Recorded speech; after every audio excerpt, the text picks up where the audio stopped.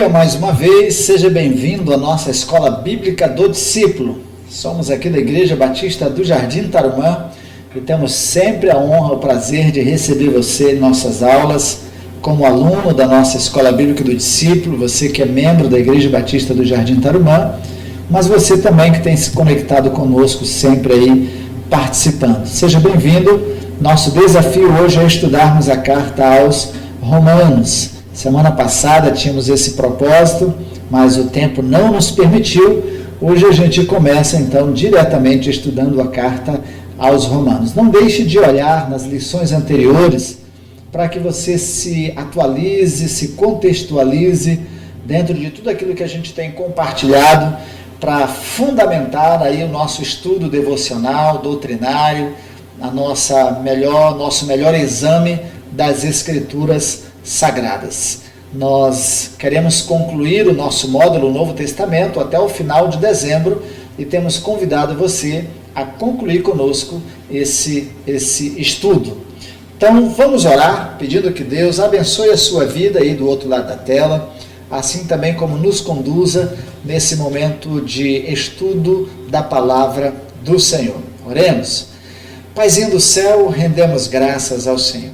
Mais um dia, pela tua graça, bondade, misericórdia, que o Senhor nos concede vida e também nos concede o privilégio de podermos nos debruçar sobre a tua palavra junto com os nossos irmãos, ó Deus, numa reflexão histórica, de um exame mais aprofundado da palavra do Senhor, para o nosso crescimento, para o nosso amadurecimento, o nosso fortalecimento espiritual.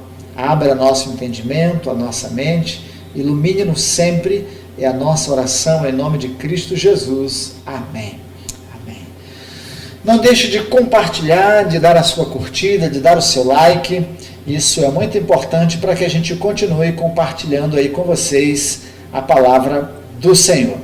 A carta aos Romanos é a carta mais doutrinária e importante escrita pelo apóstolo Paulo.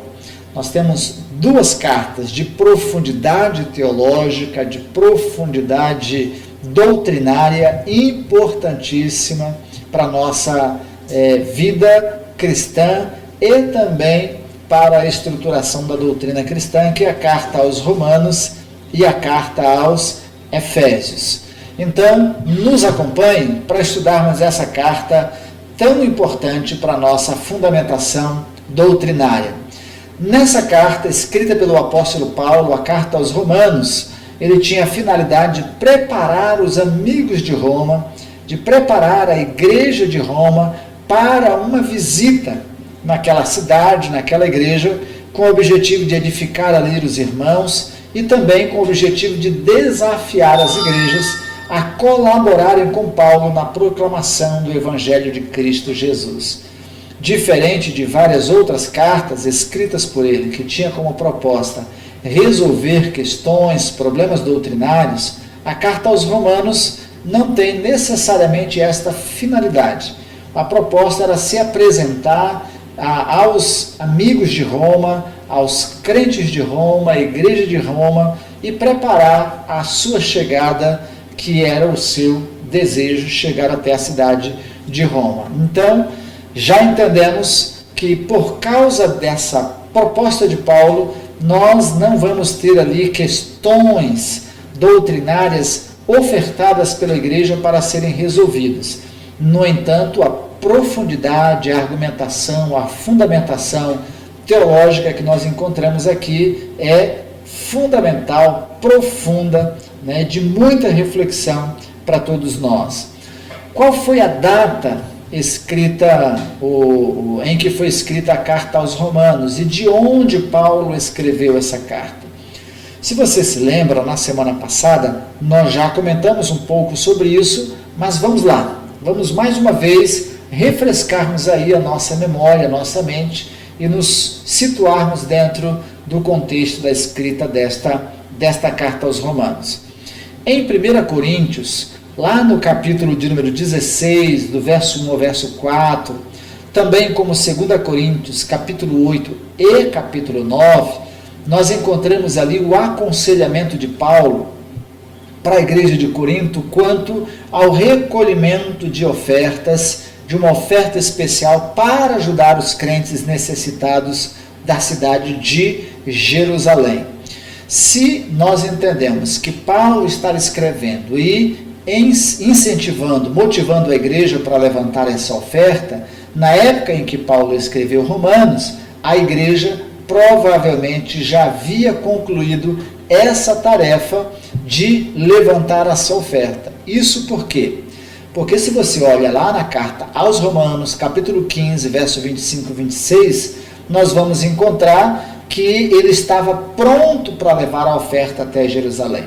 Então Paulo registra ali a sua prontidão, o seu desejo de levar a oferta que havia sido levantada pelas igrejas, e aí, inclusive, a igreja de Corinto, e o desejo dele era levar essa oferta até a cidade de Jerusalém. Esses fatos mostram, então, que Paulo escreveu sua carta aos Romanos após ter escrito a segunda carta de Coríntios. Isso vai nos aproximar a uma data. Outra questão é que se a gente abre o nosso registro bíblico, lá no livro de Atos, capítulo 2, capítulo 20 e o verso de número 3, nós vamos ouvir ali a narrativa de que Paulo sai de Éfeso e a proposta dele é, passando pela Macedônia, descer até a Grécia. Da Grécia, ele deveria dar continuidade à sua viagem, mas ele retorna pela Macedônia. Mas esse período que ele vai para a Grécia, passando pela Macedônia, ele passa ali mais ou menos 3 meses. Então, após essa visita da região da Macedônia, provavelmente ele escreveu Romanos na cidade de Corinto, aí por volta de 50 depois de Cristo. Alguns detalhes mais que a gente tem com esse fato e essa realidade de que ele escreve a sua carta aos Romanos após ter escrito 2 Coríntios e provavelmente da cidade de Corinto. Como prova cabal, a gente pode apresentar, e os estudiosos apresentam, o fato de ter Paulo citado Gaio. Se você ler lá em Romanos, capítulo 16, nas saudações finais, no verso 23, Paulo cita Gaio. O mesmo mencionado na carta de Paulo escrita a 1 Coríntios, ali de 1 Coríntios, capítulo 1, verso 14. Também Paulo vai citar um outro personagem em Romanos 16, 1, que é Febe. E era moradora de Cencreia, que era uma cidade próxima à cidade de Corinto. Então, esses detalhes nos dão a entender, então, que Paulo escreveu a carta aos Romanos mais ou menos no ano 50 depois de Cristo e da cidade de Corinto. Então, se já sabemos a cidade de onde Paulo escreveu essa carta, mais ou menos a data e os fatos aí que podem nos levar à prova dessa realidade, vamos ver algumas questões especiais relacionadas aí à carta aos Romanos. Primeiro, o estabelecimento da igreja em Roma. Como que surgiu a igreja na cidade de Roma? Quem foi o seu fundador? Quem foi o responsável pelo início da igreja de Roma? Na verdade é que pouco se sabe, pouco sabemos aí sobre o início do cristianismo na cidade de Roma. Atos, capítulo 18, verso 2, registra aí que o imperador romano Cláudio havia expulsado os judeus de Roma. E há um escritor, um historiador romano, chamado Suetônio, né? E a data aí do decreto de Cláudio, da expulsão dos judeus de Roma, aí se deu mais ou menos no ano 49, 50 depois de Cristo, mais ou menos no mesmo período ali em que Paulo escreve a carta aos Romanos. Se bem que já tinha havido decreto, ele escreve mais para o fim de 50 a carta aos Romanos, e esse fato do decreto de Cláudio expulsando os judeus de Roma, isso aconteceu um pouco antes, aí, final de 49, início dos anos 50. Suetônio, que é esse escritor romano, define como motivação de Cláudio para a expulsão dos judeus de Roma um certo movimento e um conflito causado por Crestos. Os estudiosos, os historiadores e a conclusão que se chega é que aqui, na verdade, Suetônio está falando de Cristo. Ele usa a expressão Crestos, mas é possível que de fato seja uma referência a Cristo, né? O que nos leva a esse entendimento. Assim, a gente pode concluir, né, nesse pensamento de que a igreja em Roma, o evangelho em Roma, já havia chegado na cidade antes mesmo do fim do primeiro século. Poderíamos até dizer antes, né? Antes da primeira metade do primeiro século, o evangelho já estava na cidade de Roma. E como que o evangelho chegou à cidade de Roma? Vamos nos lembrar que algumas pessoas da cidade de Roma estavam presentes lá em Jerusalém no dia de Pentecostes. E provavelmente alguns judeus ou alguns gentios mesmos que se fizeram presentes ou prosélitos do judaísmo que estavam presentes ali naquela cerimônia tenham ouvido falar de Jesus Cristo e tenham se convertido naquele dia. Se esses irmãos que estavam, essas pessoas que estavam presentes, se converteram e voltaram para a cidade de Roma, então provavelmente eles fossem uma destas pessoas que disseminaram a mensagem do Evangelho em Roma. O livro de Atos, também a possibilidade aí de ser Pedro, como algumas pessoas colocam, de ser Pedro fundador da igreja em Roma, tem pouca fundamentação histórica e até pouca fundamentação bíblica para se ter essa compreensão de que Pedro foi o fundador da igreja de Roma. Embora ele tenha estado na cidade de Roma, tenha anunciado o evangelho também em Roma, assim como Paulo, mas as provas não dizem respeito a que ele tenha sido o fundador da igreja de Roma.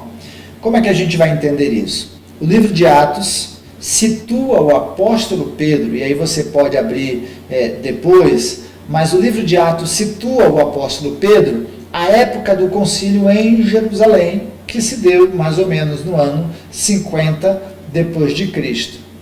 E Paulo mencionou que Pedro, nesse mesmo período dos anos 50, aí desse período do concílio de Jerusalém, período dessa viagem missionária de Paulo também, quando retorna depois à cidade de Antioquia, estava no Oriente, envolvido em um trabalho missionário. 1 Coríntios capítulo 9, verso 5, a gente tem essa narrativa, esse registro. Paulo também, quando escreve a carta aos Romanos, não menciona o apóstolo Pedro. Ele poderia ter saudado Pedro, seria muito antiético da parte de Paulo não fazer menção do apóstolo Pedro na cidade de Roma, uma vez que ele citou ali vários líderes, vários membros da igreja em Roma, ele não cita o apóstolo Pedro, dando a entender que Pedro, nesse período, não estava presente na cidade de Roma. Ou seja, anos 50, ele estava num outro projeto missionário e Paulo, escrevendo à igreja de Roma, dá a definição de que Pedro não esteve presente nesse período na cidade de Roma e, por isso, não poderia ser o fundador da igreja ali. As próprias declarações do apóstolo Pedro, e aí você pode abrir lá a sua Bíblia, no livro de 1 Pedro, capítulo 5, verso 13, sugere que ele esteve em Roma durante mais ou menos os anos 60 depois de Cristo. Mas o Evangelho, pelo que a gente entendeu, já se fazia presente na cidade há pelo menos 10 anos antes. Então, se Pedro esteve presente nos anos 60 depois de Cristo, nos anos 50 o Evangelho já havia chegado à cidade, Logo, não foi o apóstolo Pedro o fundador da igreja de Roma. E aí, como alguns querem fundamentar, dizendo que ele foi o primeiro pastor da igreja de Roma, o Papa de Roma, isso não se confirma biblicamente. Pelo menos pela narrativa de Atos, pela descrição de Paulo e pela própria narrativa de Pedro. A tradição da igreja sugere que tanto Pedro quanto Paulo morreram em Roma. Isso a tradição da igreja nos diz. Isso prova o desejo dos dois apóstolos de fortalecerem o trabalho e a igreja em Roma, mas também não diz quem foram seus fundadores. Por exemplo, Paulo escreve, e na sua saudação lá do capítulo 16, ele cita Priscila e Áquila, que já estavam presentes e morando na cidade de Roma. Sabe lá se não foram eles os dois que iniciaram o trabalho na cidade de Roma, ou pelo menos que pastorearam nesse primeiro momento a igreja em Roma. Mas são apenas especulações. Seguindo então, judeus e gentios presentes na igreja de Roma. As referências aí, quando a gente abre Romanos capítulo 9, do verso até o capítulo 11, de 9 a 11, depois o capítulo 1, verso 16, quando a gente vai para Gálatas capítulo 2, verso 9, indicam que a igreja de Roma, ela era composta, ao entendimento, na sua maioria por judeus, mas com uma presença muito grande também de gentios. Sua grande ênfase aí na pregação aos gentios, quando a gente ler a carta aos Romanos, aí do Evangelho e da descrição, se a gente vai comentar parte por parte de Romanos, nós vamos ver uma grande ênfase de Paulo falando aos gentios e da apologia e da defesa do Evangelho aos gentios. Então, essa igreja provavelmente tinha um grande número de judeus, mas também um grande número de gentios convertidos.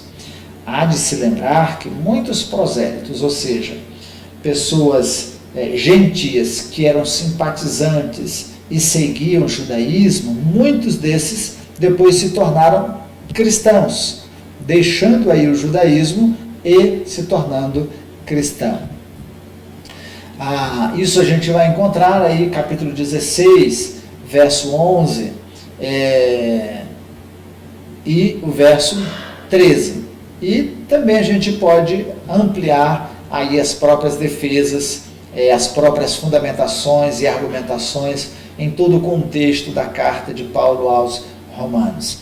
Assim, a gente conclui dizendo que era uma igreja composta tanto de judeus quanto de gentios. As saudações pessoais presentes na carta de Romanos é uma das mais extensas saudações feitas pelo apóstolo Paulo. Por exemplo, uma das características incomuns à carta aí de Romanos, enquanto Paulo nas outras cartas faz uma saudação geral ou cita um outro, na carta aos Romanos é grande, é extensa a lista de saudações feitas pelo apóstolo Paulo. Parecida, mas com um número bem menor, nós temos aí a carta aos Colossenses. Mas Romanos nem se compara com todas essas outras cartas. Para uma cidade nunca visitada pelo apóstolo Paulo, isso demonstra aí, no mínimo, o seu grande interesse, seu grande desejo de estabelecer vínculos de amizade. Apenas compartilhando de pessoas que ele já conhecia, que já tinham um vínculo, como era o caso de Priscila e Áquila, mas também ao descrever o nome dos irmãos, demonstrando aí o seu desejo de intimidade, de afinidade, de criar vínculos com essa igreja, porque é o seu desejo visitar os irmãos dali. Não havia nenhuma demagogia por parte de Paulo nisso, né? Mas era o interesse de estabelecer os vínculos. Panorama geral da carta aos Romanos. O tema e o propósito do livro, da carta, da epístola de Paulo aos Romanos. O principal assunto tratado nessa carta é a justificação por meio da graça. O seu tema central é a justificação, salvação pela fé em Cristo Jesus. Justificados, pois, mediante a fé, tenhamos paz com Deus.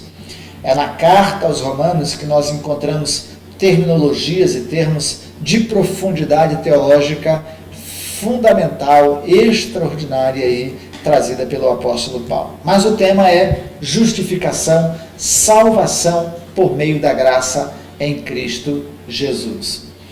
Para Paulo aí a salvação era a libertação do castigo dos pecados passados, da presença do pecado. Então, Jesus, nesse sentido apresentado aqui na sua doutrina da salvação em Romanos, perdoou os nossos pecados passados, nos liberta do poder do pecado no presente e também no futuro, no estado aí da glorificação, da redenção plena da nossa vida. Isso a gente compreende à luz ainda muito mais profunda do livro de Hebreus, capítulo 9, verso 28. Ele considerava aí a justiça um padrão imutável, desvinculado do esforço humano, da ideia e da proposta da salvação meritória, por meio da obediência à lei ou pelos atos de bondade do homem. Isso a gente também vai encontrar muito bem fundamentado na sua carta aos Efésios, especialmente descrita ali no capítulo 2, verso 8 e verso 9 e verso 10 de Efésios. Essa referência também a gente vai encontrar muito bem também no capítulo 14, verso 17 de Romanos. Quanto à gratuidade, o direito de permanecer com Deus pela fé em Jesus Cristo, capítulo 5, verso 1. Para Paulo, a fé era a resposta completa da pessoa à revelação de Deus em Cristo Jesus. E aí, isto incluía fundamentalmente, racionalmente, um entendimento, uma compreensão racional do intelecto quanto à profundidade das emoções e o comprometimento da vontade. Então, em outras palavras, a fé se evidenciava pelas obras, pelas ações, Então, a fé ela era operante, ela era prática, efetiva, ela não era só uma ideia contemplativa. Se a gente pode ver um esboço comentado, mais ou menos, da carta aos Romanos, poderia ser assim: o plano de salvação de Deus, e aí apresentado pelo apóstolo Paulo do capítulo 1 até o capítulo 8, onde Paulo vai dizer que todos pecaram, que não há ninguém que possa se justificar diante de Deus. A redenção de Deus é feita somente por meio de Cristo Jesus, e aí a gente vai ver do capítulo 3, do verso 21, até o capítulo 5, verso 21, é a proposta da redenção de Deus em Cristo Jesus, e aí aqui Deus providencia a justiça por meio do sacrifício de Cristo Jesus, o seu sacrifício vicário, e aí que nós encontramos palavras como propiciação, que seria a ideia do ensino, que o sacrifício de Jesus supriu, cumpriu todas as exigências legais do Velho Testamento. Então ele era suficiente para ser oferta pelos nossos pecados. É nesse contexto que a gente vai encontrar a palavra redenção, um termo emprestado aí da prática da escravidão vigente na época em que Jesus nos comprou, nos redimiu, pagou um preço muito caro pela nossa vida. E a justificação, que é a declaração de que cada crente é justo a partir do momento que crê e coloca a sua fé em Cristo Jesus. Eu gosto muito da ilustração da ideia do conceito da graça e da fé numa ilustração que a gente pode colocar assim. Então, a oferta de Deus, a proposta de Deus em Cristo Jesus para a redenção do homem perdido, esse ato da bondade de Deus em Cristo é ofertada ao homem. Ao homem precisa então fazer o que? Racionalmente, emocionalmente, intelectualmente, convictamente, ele decide aceitar, confiar nessa proposta da graça, e aí por meio da fé, né, a fé e a graça, então nos unem a Deus, e assim nós somos resgatados por Deus, né, e levados para essa união única e exclusiva com Ele. E assim somos justificados, ou seja, perdoado, lavado, né, não havendo mais nenhuma condenação. A ideia que Paulo vai apresentar é de que havia um processo, e essa cédula foi rasgada, esse processo foi rasgado, não há mais condenação. E aí, nesse sentido, ele nos livra da ira futura, né, da consequência do pecado, que seria aí a segunda morte, numa argumentação teológica mais profunda.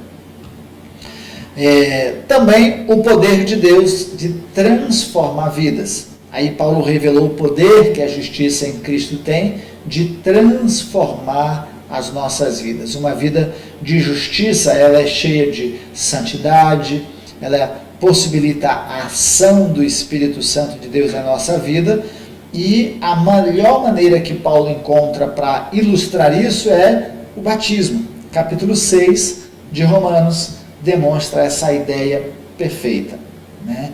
É interessante porque o capítulo 6 e o capítulo 7 vai nos explicar essa nossa identidade com Cristo por meio do batismo, um ato simbólico, mas que diz como nos identificamos com Cristo na sua morte, no seu sepultamento e na sua ressurreição.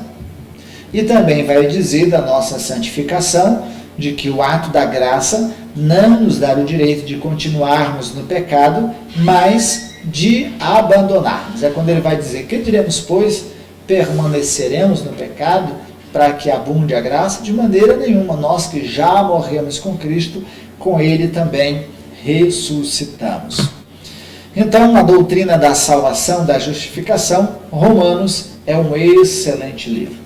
Historicamente, da vida da igreja, Romanos foi sempre um livro muito presente para promover o avivamento, para promover a consciência do verdadeiro Evangelho de Cristo Jesus, o Evangelho da graça, por meio da fé. Capítulo 9 ao capítulo 11, nós encontramos aí o plano de Deus para Israel e os gentios. Aí Paulo vai apresentar que os judeus tiveram o privilégio da revelação divina, mas rejeitaram, se negaram a reconhecer o projeto de Deus, o plano redentor de Deus em Cristo Jesus, e essa bênção se estendeu aos gentios, que agora enxertados também são herdeiros da mesma promessa. Ele não desconsidera os judeus nesse sentido, mas ele coloca no patamar que para que haja salvação é somente por meio da fé em Cristo Jesus. Isso seja para judeu, seja para gentil, seja para qualquer pessoa.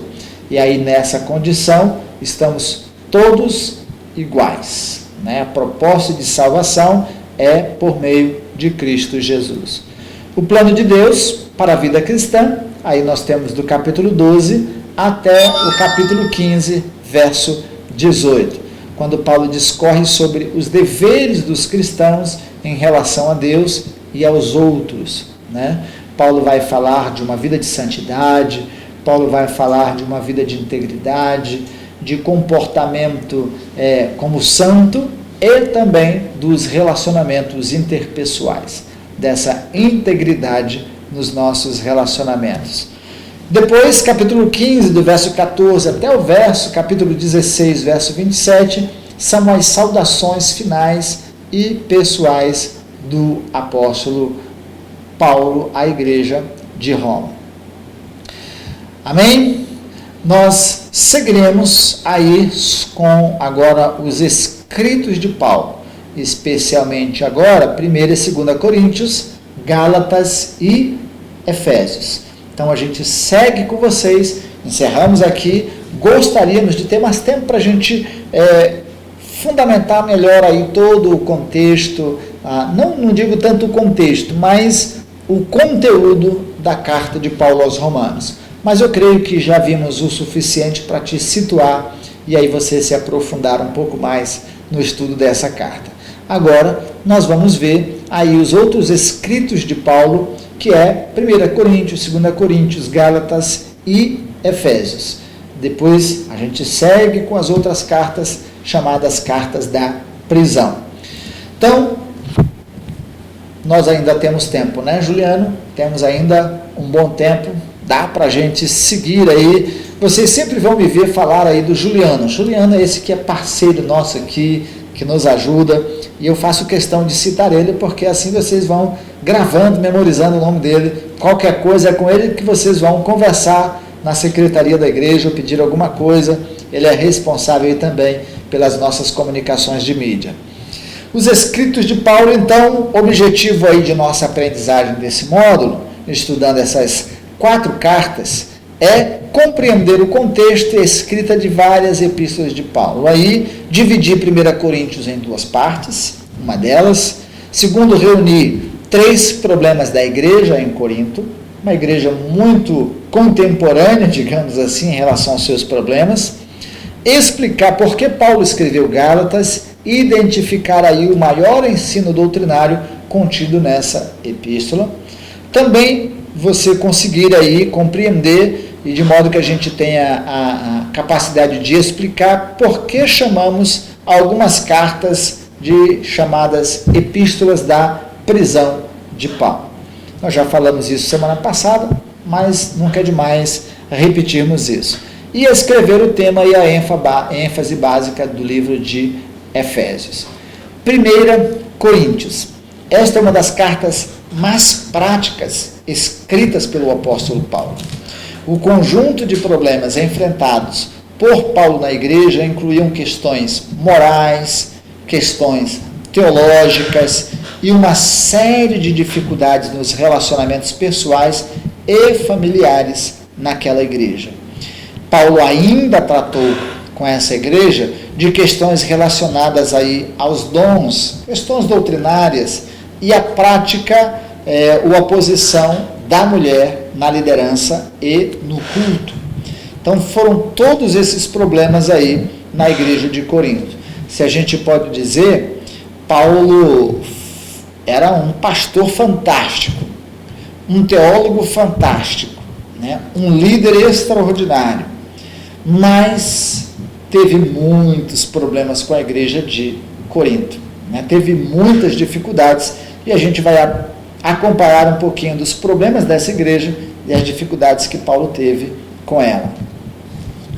Na segunda carta de Paulo aos Coríntios, temos o exemplo de uma reação cristã à oposição e ao equívoco, né, ao engano da igreja em relação ao seu líder. É aqui na segunda carta de Paulo aos Coríntios que ele faz uma apologia, uma defesa do seu apostolado e ministério.